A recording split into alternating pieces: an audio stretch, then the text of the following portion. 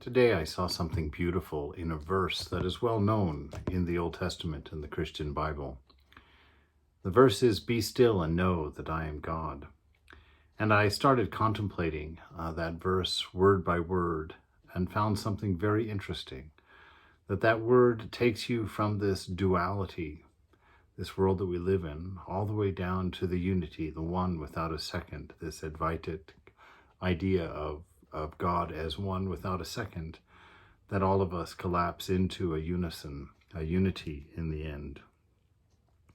And so you take a look at that verse. It says, "Be still and know that I am God." And so that stillness and that knowing lead us to the idea of God. But for us, the idea of God is external to us, that we somehow have taken a God and called him omnipresent, and yet we've set up a fence around ourselves where we are in charge, where we are in control. And God is this other. And the problem with God being other, and the concept of that idea, is that it produces fear because we do not know the other. And so we begin to contemplate that God, this sense of other, and we learn of what he calls himself. And so we drop off the word God from the end of that command, and what are we left with? Be still and know that I am. I am is the name of the beloved, given in the book of Exodus to Moses by the divine herself. When Moses says, "Who shall I say to the Pharaoh, sent me to free the slaves of Egypt?" And God says, "Say that I am has sent you." And in that, God moves from outside of us to all around us. That sense of I am, that sense of isness, this being. And we grow intimate and we grow full. But then we begin to wonder, well, who is this that is experiencing this isness, this I amness that surrounds us everywhere? And we drop off another word from that teaching. And it says, "Be still and know that I."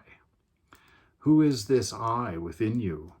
This I that has remained steadily the same all through your life, though the body has changed and the mind has changed. And if you contemplate this I and you drop away all of the changes of the mind and body that have happened in the steady sense of I, we begin to see an I that is common in everyone. We begin to see a unison.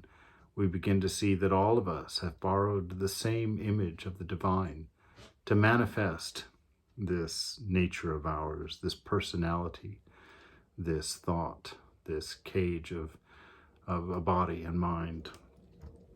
And so we grow concerned about being free and going beyond this I. What is deeper than the I? And we drop off a word and we go, "Be still and know that."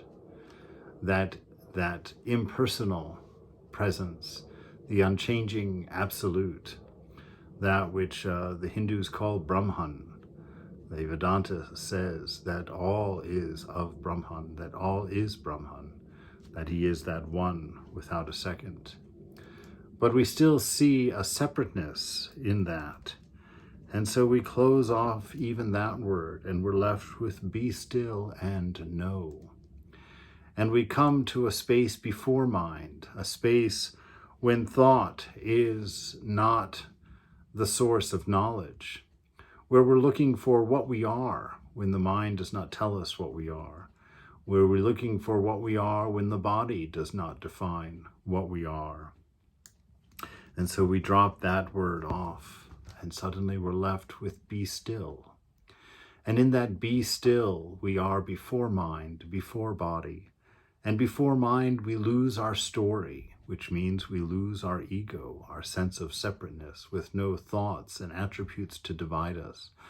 We lose our history, the story of what we are, and we lose our future, the hopes and dreams that are caused by the imbalance of life that make us think this moment is not perfect as it is.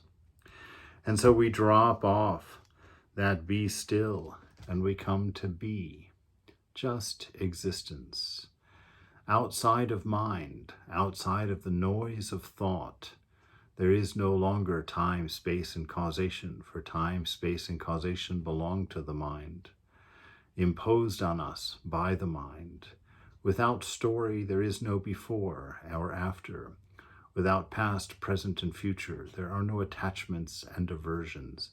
There's only existence in this one perfect, beautiful moment. And there is where we find the image of the divine that has become us, and bringing us back to be still and know that I am God. But this time, in the most intimate, compassionate, loving, and accepting ways possible.